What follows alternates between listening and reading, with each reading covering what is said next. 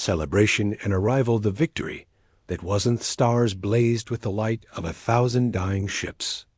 Commander Xyleth stood on the command deck of the Celestial Dawn, watching as the last of the Devourer vessels tumbled into the void. His forearms crossed in the traditional Canther gesture of triumph. Around him, officers from 6 different species celebrated with restrained dignity. The war had lasted 3 brutal years. The Devourers had consumed 17 star systems before the Galactic Coalition finally pushed them back. Xyleth had lost friends, colleagues, and countless warriors under his command. But today, finally, it was over. "All ships report victory status," announced Lieutenant Farron, her crystalline form pulsing with soft amber light. The Luminar officer processed data from across the fleet. "Enemy forces in full retreat. Our losses are significant, but acceptable." Xyleth allowed himself a moment of relief. His people had survived. The Coalition had held. Send word to all homeworlds. The Devourers are broken. We have won. Cheers erupted across the bridge. On the main view screen, Xyleth could see the Coalition fleet. The sleek vessels of the Luminar energy cores glowed like captured stars. The massive Breather war carriers hung in space like mountains of metal. The swift Vulcan destroyers darted between larger ships. 6 species who had once been rivals now fought as brothers. "Commander," called out Tactical Officer Grimm, a massive Breather whose voice rumbled like distant thunder, "we should pursue the remaining Devourers. Finish this properly." "Agreed," Xyleth said. "But first, we recover our wounded and repair what we can. Send medical ships to the damaged vessels. Every life we save today honors those we lost." The bridge crew worked with efficient purpose. Xyleth watched the organized chaos with satisfaction. The Coalition had learned to function as a single unit. Different languages, different biologies, different cultures, all working toward one goal. It was beautiful in its own way. "Commander Xyleth," Farron said suddenly, her tone shifting from celebration to concern, "I'm detecting spatial anomalies. Multiple signatures appearing at grid reference Theta 9. Xyleth turned to face the sensor display. "Devourer reinforcements?" "Negative. The energy signatures are completely different. These readings don't match anything in our database." Farron's light flickered with confusion. "The distortions are controlled, mathematical. Whatever is coming, it's using technology I've never seen before." A cold feeling settled in Xyleth's chest. "Battle stations. Signal all ships. We're not done yet." The celebration died instantly. Officers returned to their posts with practiced speed. Weapon systems powered up. Shield generators hummed to life. The Coalition fleet shifted from victory formation to defensive positioning. "Getting clearer readings now," Farron reported. "I'm detecting refined metals, advanced power systems, and—" "Wait, this can't be right. Some of these energy signatures are using combustion propulsion. That's ancient technology. Perhaps a civilization that developed in isolation?" suggested Grimm. "But why arrive now?" The first ship emerged from the spatial distortion. Xyleth felt his breath catch. The vessel was enormous, larger than any Coalition battleship. Its design was brutally functional, all sharp angles and heavy armor plating. Weapons covered every surface. The hull was dark gray, almost black, and bore symbols in an unfamiliar script. "Scanning their database transmission," Farron said. "The ship identifies as the Defiant Resolution. Origin point ... Earth. These are humans." The word sent a shock through the bridge. Humans. The quarantine species. The ones the Coalition had locked away 40 years ago because they were too dangerous, too unpredictable, too violent. More ships appeared. They kept coming, one after another, in perfect formation. Cruisers, destroyers, carriers, and strange small craft that appeared to be single-pilot fighters. The design philosophy was consistent across all vessels, built to take damage and return it tenfold. "Count now at 200, Farron reported, her voice tight with stress. 250. 300. They're still coming. How many? Xyleth demanded. Final count, 412 vessels, including the flagship. The bridge fell silent. 400 ships appearing from nowhere. The Coalition fleet had just finished the hardest battle in their history. They were damaged, exhausted, running low on ammunition and energy. And now this. Are they targeting us? Grim asked, his massive hands hovering over the weapons controls. Negative. They're holding position. Waiting. Open a communication channel, Xyleth ordered. All frequencies. Farron worked her console. They're responding. Patching through now. The view screen changed. Instead of the human fleet, it now showed the bridge of their flagship. The sight made Xyleth's pulse quicken. The human standing in the center of the bridge wore a dark uniform covered in insignia that clearly indicated high rank. His skin was a deep brown, his hair cut military short and graying at the temples. His face was lined with age and experience. But it was his eyes that caught Xyleth's attention. They were calm, calculating, and completely fearless. "I am Fleet Admiral Marcus Reeves of the United Earth Defense Fleet," the human said in flawless galactic standard. His voice was deep and carried absolute authority. "The Coalition looks surprised to see us. I suppose you thought we'd stay in our cage forever." Xyleth chose his words carefully. "Admiral Reeves, the quarantine was established for the protection of all species, including humanity." "Protection," Reeves repeated, and something dangerous flickered in his eyes. "An interesting word for imprisonment. But we're not here to debate ancient history, Commander Xyleth. Yes, we know who you are. We know all of you. We've been watching for 40 years.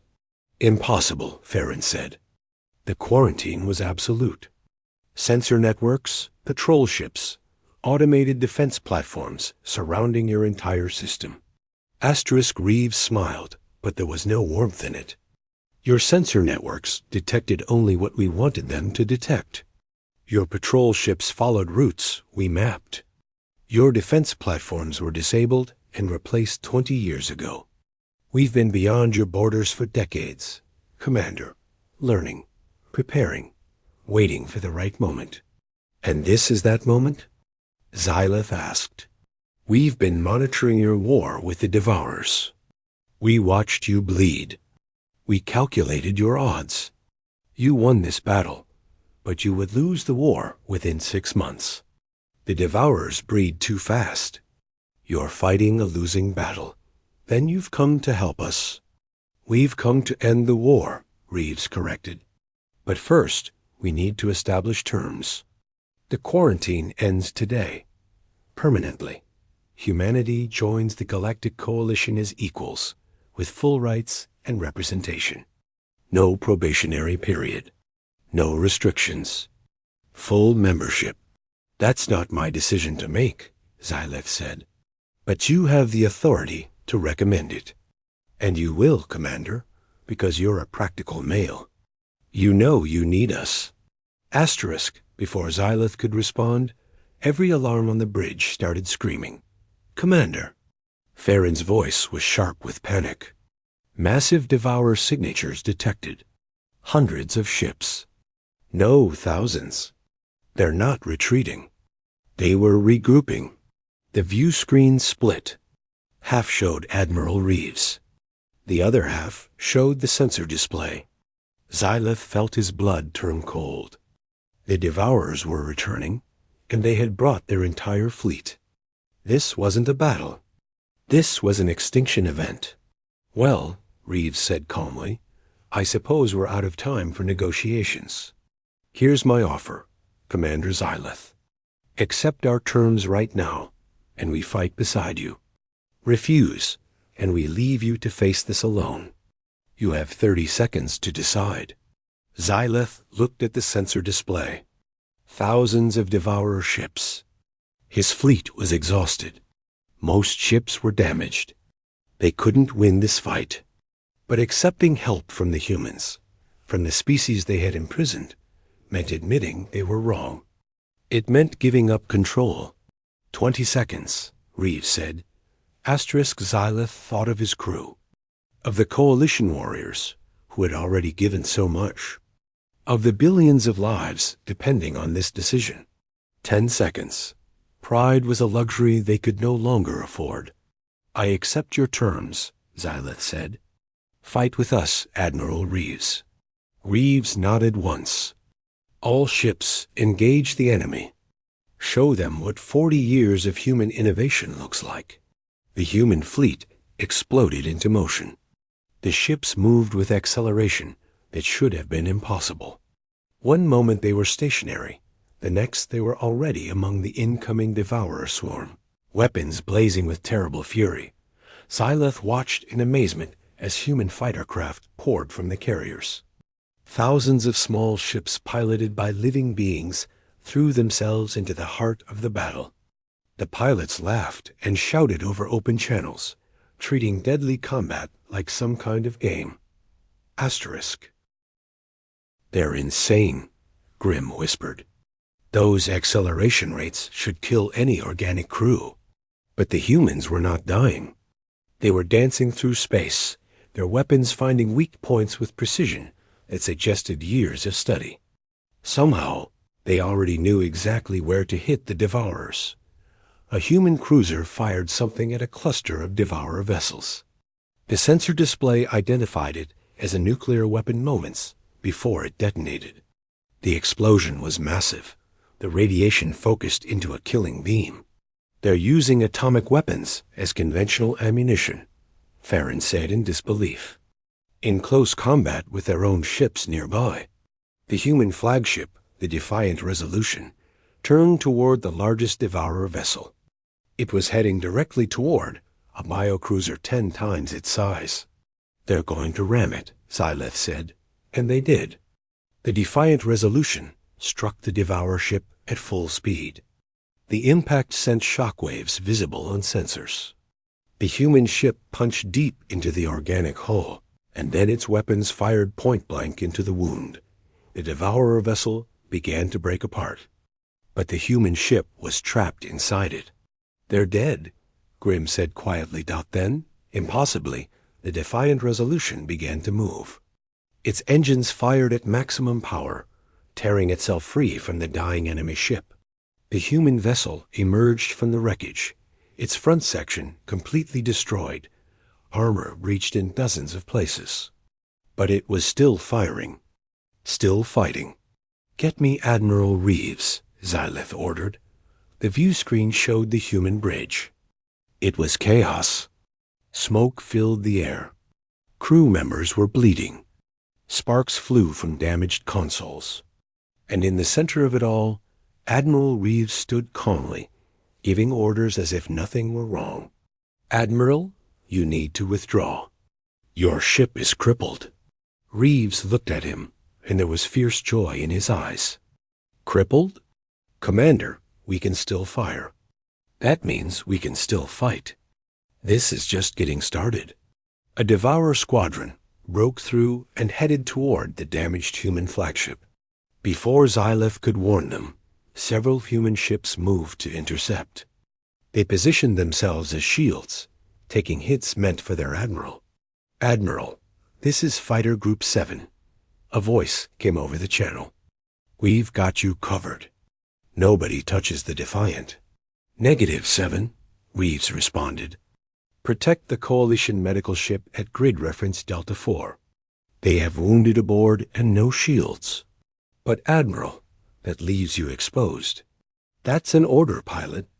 Protect the Coalition ships." Xyleth checked his sensors. A Coalition medical vessel was indeed in trouble, shields down and engines failing. And the human fighters were moving to protect it, leaving their own flagship vulnerable.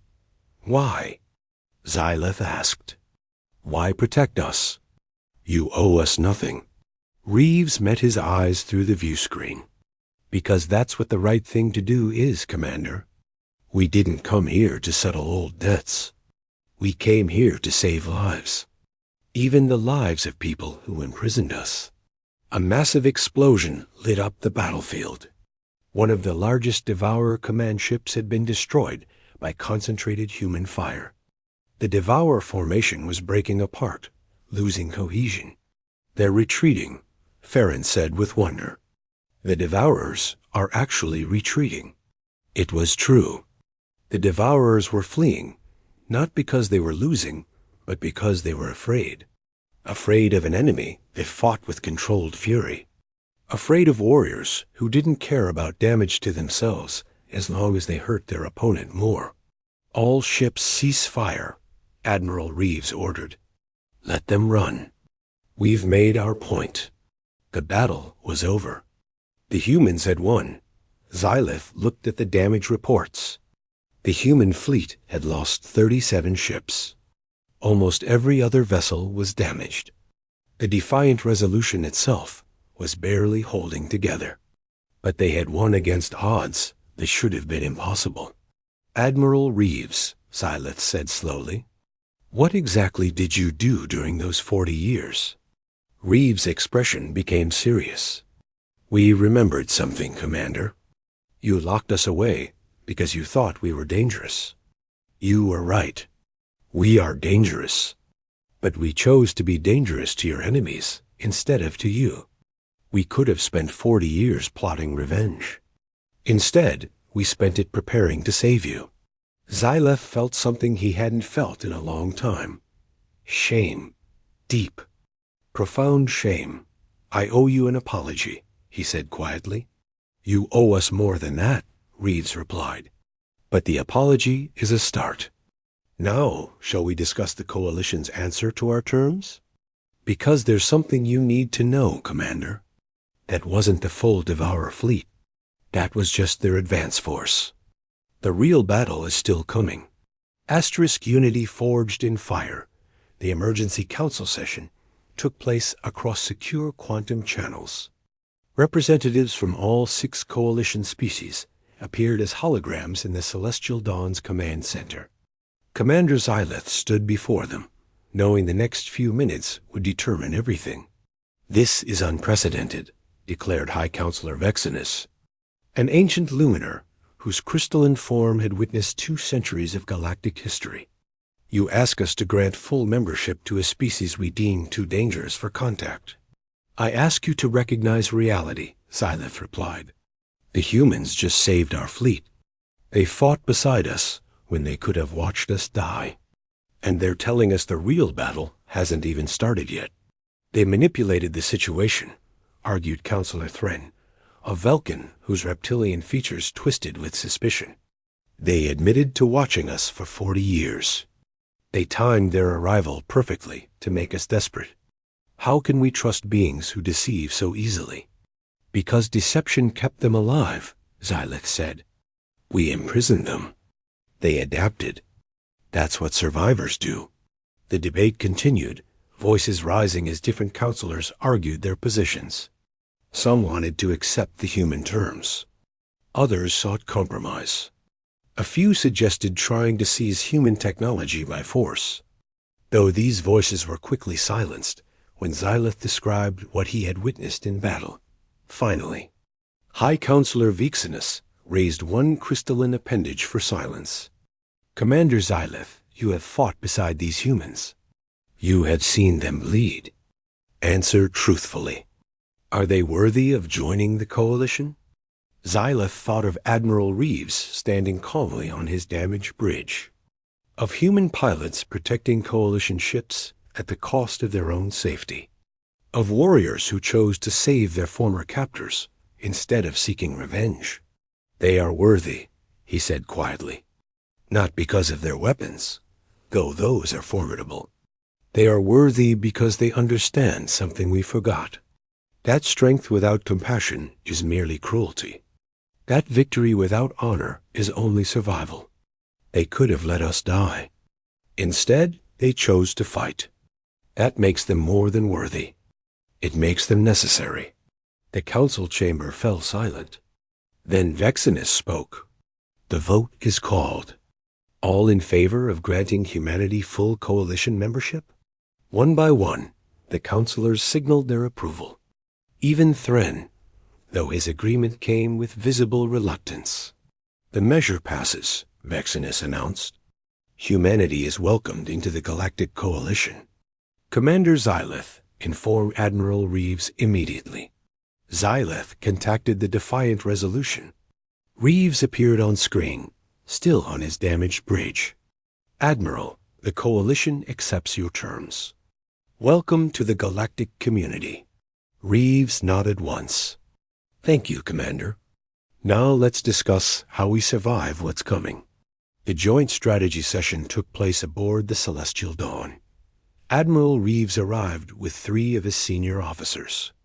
Xyleth watched as the humans walked through Coalition corridors, their expressions carefully neutral. He wondered what they were thinking, being aboard the ships of people who had once imprisoned them. In the war room, Reeves spread a holographic display across the table. Here's what we know.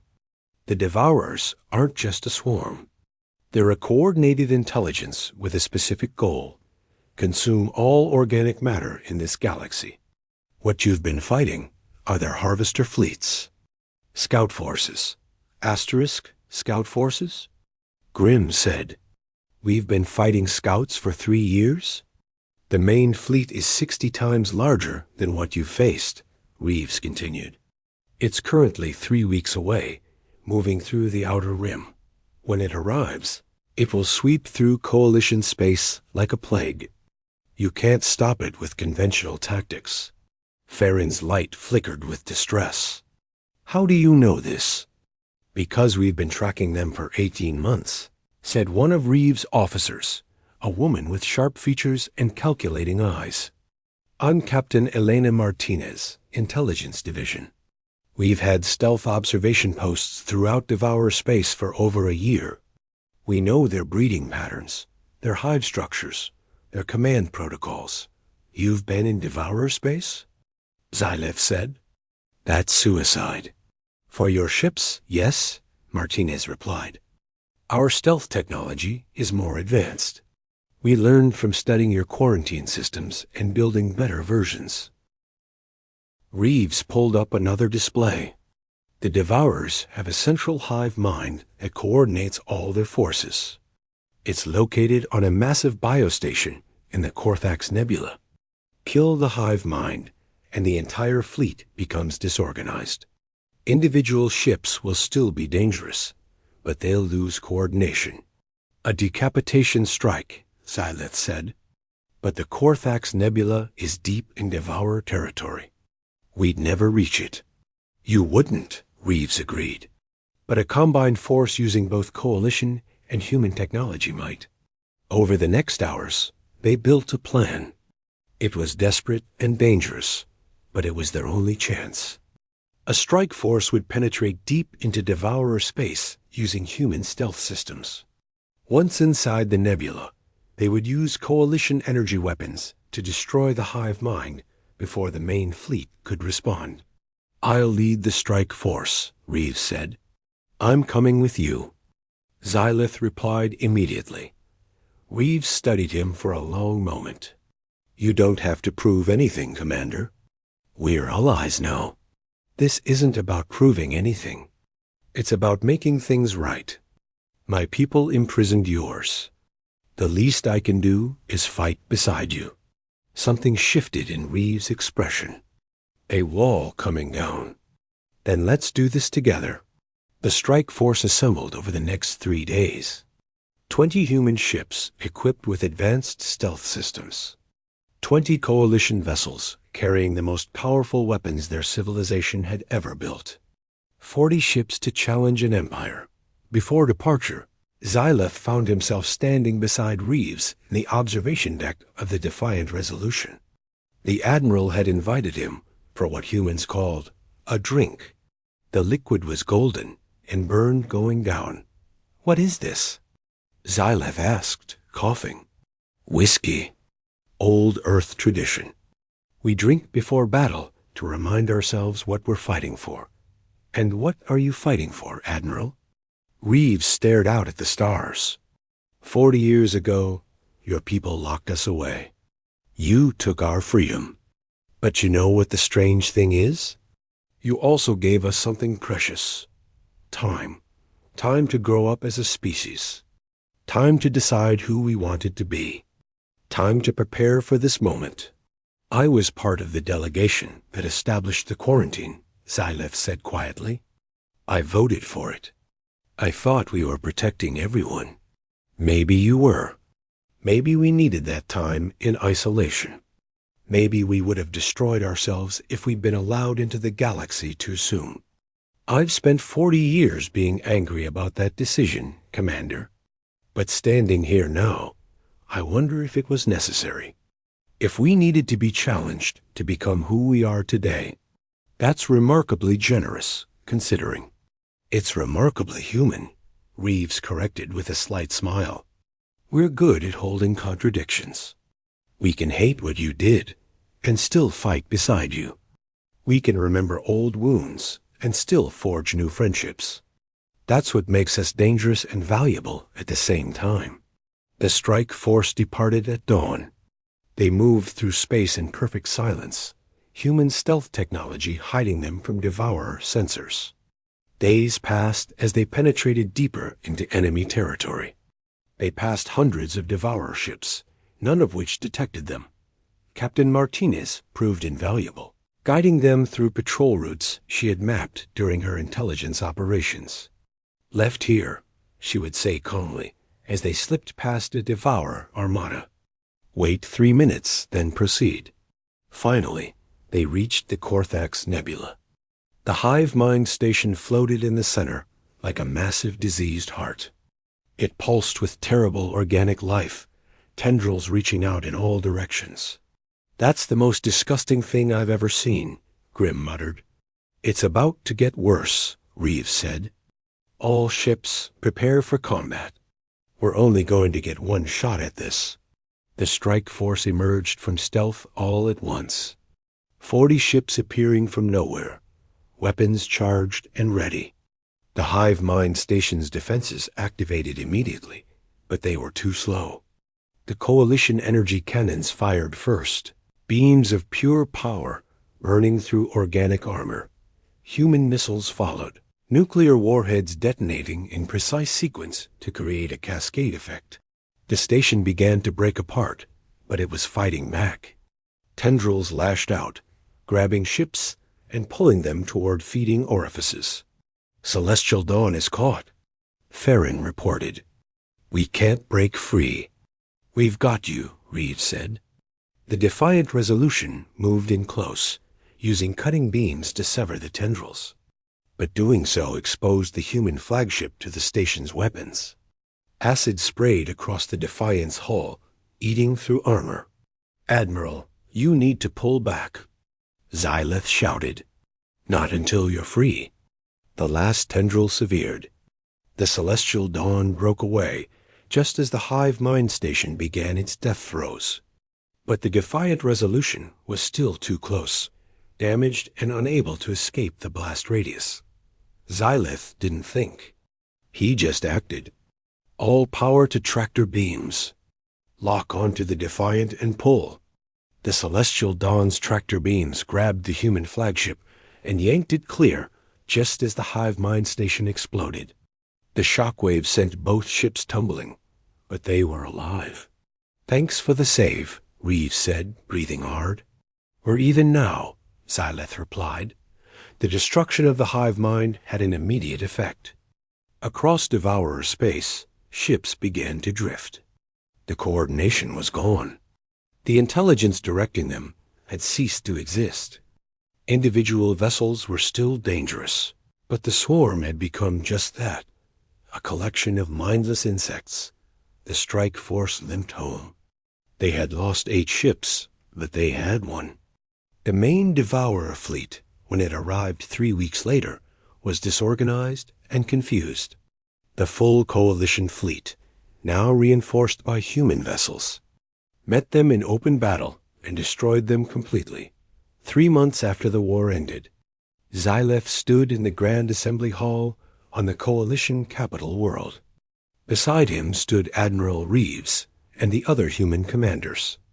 Before them stood High Counselor Vexenus. Today, Vexenus announced to the assembled representatives of 6 species, "We welcome the 7th member of the Galactic Coalition. Humanity has earned their place, not through conquest or intimidation, but through sacrifice and valor. They fought for us when they had every reason to let us fall.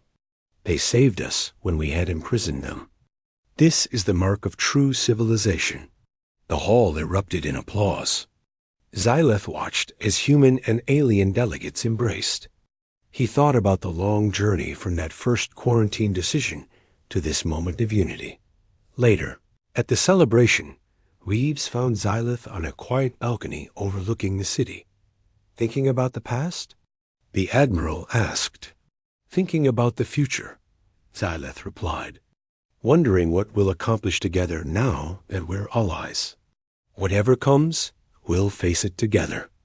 That's what allies do." Xyleth extended one of his 4 arms. Reeves clasped it in the human gesture of friendship. 2 species who had been enemies, then strangers, now brothers. The galaxy had celebrated victory, and then humanity had arrived to ensure that victory would last. Not through domination, but through cooperation. Not through revenge, but through redemption. And in the space between the stars, where old wounds were healing and new friendships were forming, the future looked brighter than it had in centuries. The celebration continued into the night. Humans taught aliens their music. Aliens shared their stories with humans. Different languages blended into a symphony of unity. And somewhere in that joyful chaos, a new era began. An era where humanity's fierce determination met the Coalition's accumulated wisdom. Where human innovation merged with alien technology. Where the best of all species combined to create something greater than any could achieve alone. The galaxy had been saved. Not by one species, but by 7 working together. And that made all the difference. Asterisk.